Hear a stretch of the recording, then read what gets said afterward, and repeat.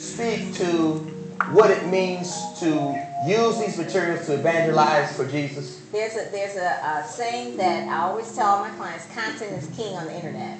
Because anybody who wants to find anything, they're going to go and search, and if your content is relevant, it's going to come up on page 1. So every author is a content maker. That's what they do. So if content is king, yes, you need to give it out, and never be afraid to give out too much information. Well, if I give all that information, no one will buy the book. Yes, they will. Costco, Sam's Club, you sample, right? Yes. So you sample your book or your music, and then if people like it, they buy it. And that's the whole point. And we should be generous with sharing a good message. If you wrote a book that's your testimony, or you wrote a book that you know will change people's lives, then you need to share it everywhere, every day, all the time. And then be consistent. That's how you brand online. You know, and I have found, amen. Come on. You know, one thing I like about this program, Rejoice in the Word, the new and improved, what we're seeking to do is educate. I think that is so very vital for us. My wife and I, we've written about 16 books together. And you have, she is, actually Pam, she has put our book online. So now you can actually get it online. Download it. And we're doing the new stuff now.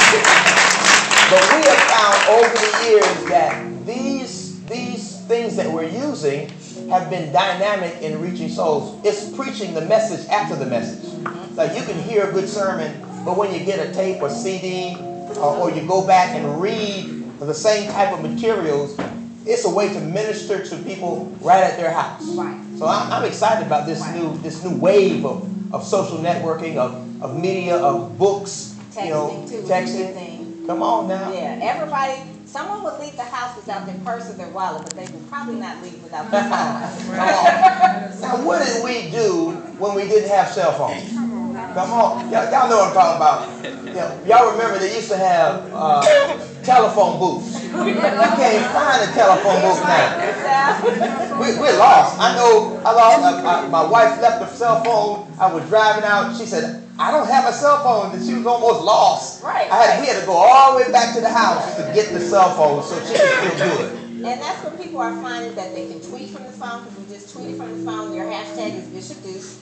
We Facebook from the phone, Flickr. So they're on right now. YouTube. They're on right now, tweeting Bishop Dukes, the Word Network. Get out there. Praise God. We're excited about it. And how that works is basically, it's like you're having a conversation with all your friends, but then they can also chime in at the same time on Twitter. A lot of people say, I don't get Twitter, but it's like if you're having a conversation and you hit pound Bishop Dukes, then you'll see what everybody's commenting about. Wow. So it's like that old conversation, like an isolated conversation about that one thing at a time. That's great. Today, this is a great time, folks. This is great.